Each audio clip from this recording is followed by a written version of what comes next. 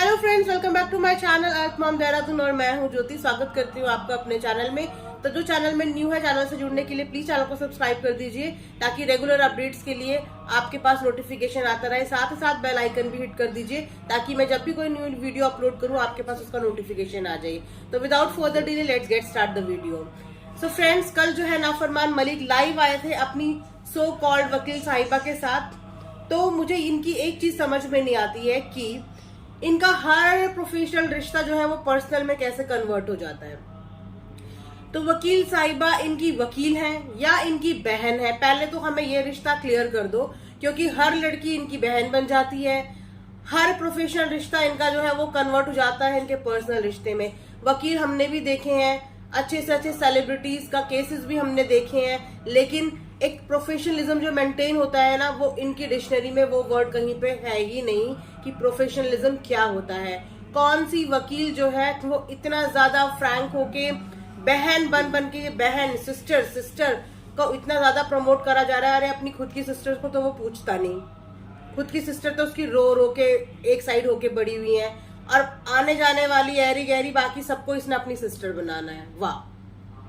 दूसरी बात, इनकी वकील साहिबा ने ये बोला कि रात को लाइव जो अटेंड करते हैं वो लोग घर से वेले होते हैं, वो अच्छे घर की लड़कियां नहीं होती। इतना बड़ा स्टेटमेंट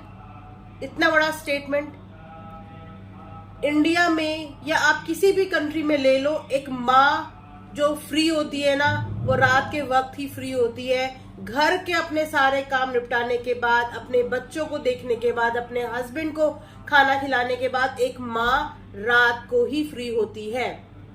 एक माँ अपने लिए जो मी टाइम निकालती है ना, वो रात को ही निकालती है। तो रात को अपने लिए जो वक्त निकालते हैं, आप उनको गंदे घर की औरतें कहोगे?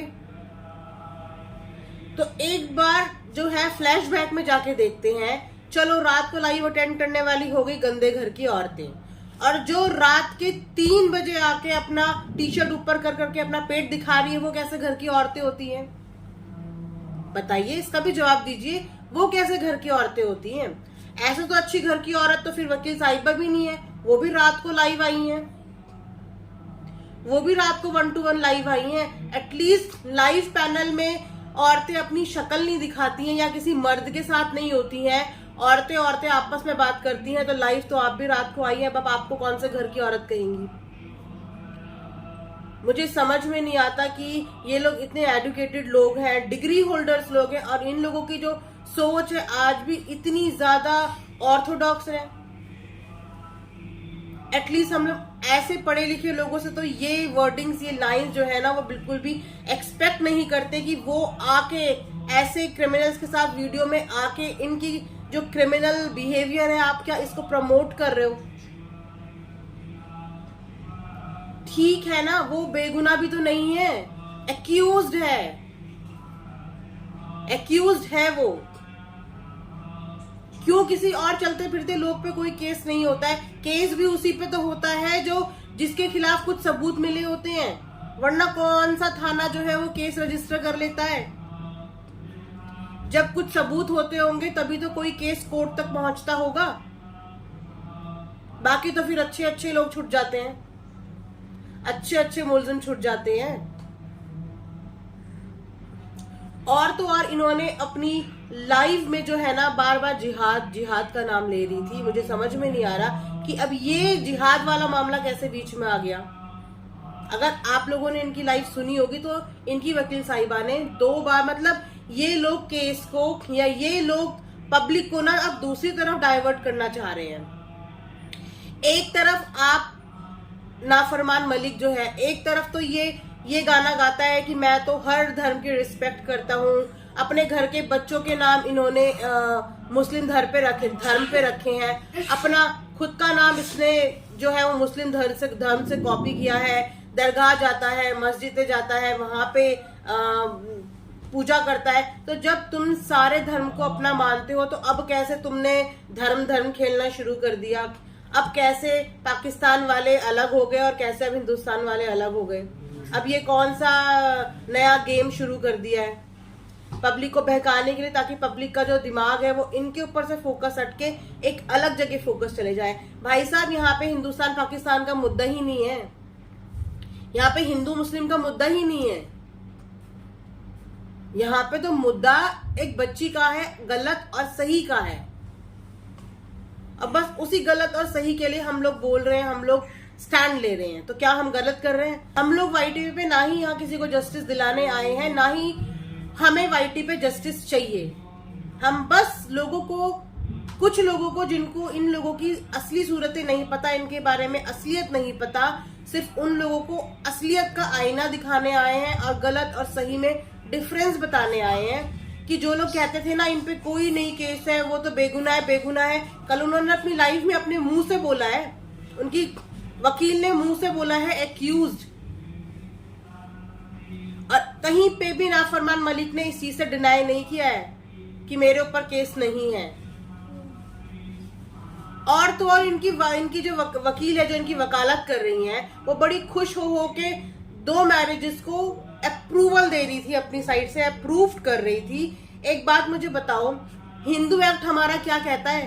अभी नाफरमान मलिक हिंदू ही है, धर्म परिवर्तन नहीं किया है उसने। तो हिंदू एक्ट के थ्रू हमारा जो है लॉ यही कहता है कि पहली बीवी के होते हुए जो दूसरी शादी करते हैं, उनकी दूसरी शादी वैलिड नहीं होती है जब तक आपका अपनी पहली बीवी के साथ डाइवोर्स ना हो जाए। ये चीज तो शायद इनकी लीगल वकील मैडम को पता ही होगी ये बात। तो आप हंस हंस के आप 2 मैरिजेस को प्रमोट कर रहे हो ताकि कल को हर कोई उठ के 2-2 मैरिज कर ले और बोले कि नहीं ये तो वैलिड है, वकील मैडम ने कहा था ये तो वैलिड है। अगर आपको बात ही करनी है, आप एक लॉयर हो, तो लोगों को सही और गलत लॉ बताइए ना मैम, सही और गलत लॉ बताइए ताकि लोगों को इससे हेल्प मिले। हमारे हिंदू एक्ट बिल्कुल ये नहीं कहता कि हिंदू एक्ट के थ्रू मैरिजेस एक बीवी के होते हुए आप दूसरी बीवी से शादी करना वैलिड है, इलीगल है, ये हमारा हिंदू एक्ट कहता है।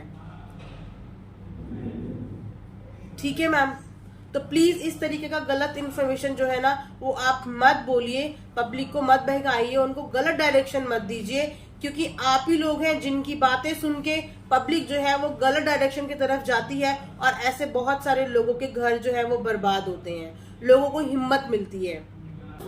और एक चीज मुझे और समझ में नहीं आई कि एक तरीके से ये अपने आप को इतना बड़ा वकील बोलती हैं, इतनी बिजी पर्सनालिटी अपने आप को शो कर रही थी।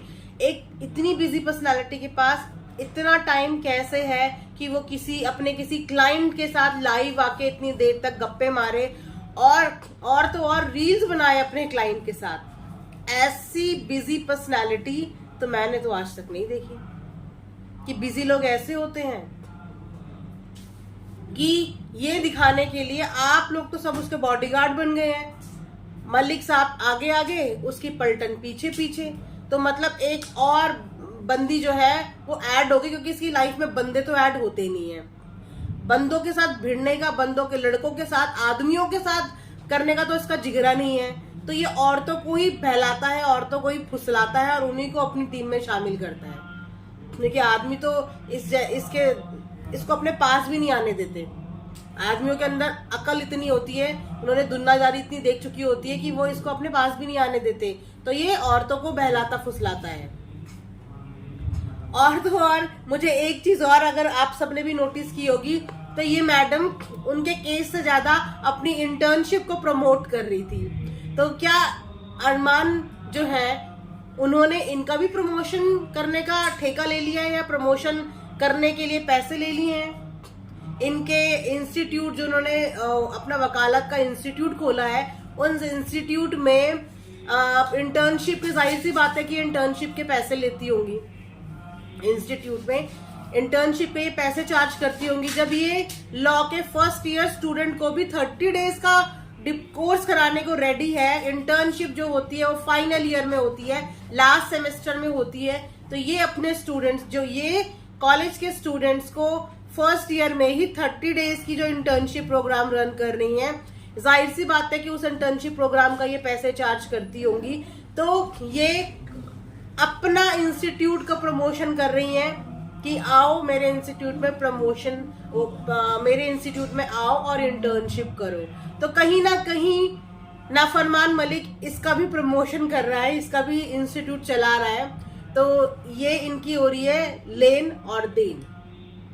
तो लेन देन का सिलसिला तो मलिक का हर किसी के साथ बन जाता है, लोग इसका यूज करते हैं, ये लोगों का यूज करता है। इसी तरह इसकी जो है जिंदगी की गाड़ी 2 पहिए पे चल रही है, लेकिन ये गाड़ी कब तक चलेगी, कहाँ तक चलेगी, क्योंकि अब तो 1 पहिया तो डगमगा गया है, बाकी बचा 1, वो भी बहुत जल्दी जो है नीचे गिर जाएगा।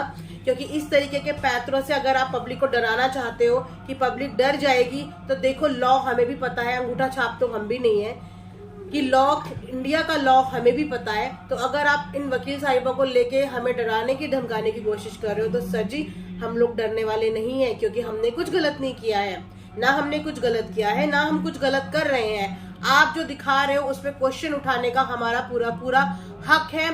सोशल मीडिया किसी को भी नहीं रोकता है, हर किसी को वोकल होने का, फ्रीडम ऑफ स्पीच का हक है। हम लोग जो सोचते हैं वो हम अपने मुंह से यहाँ पे बोल सकते हैं, इस चीज का हक हमें सोशल मीडिया ने दिया हुआ है।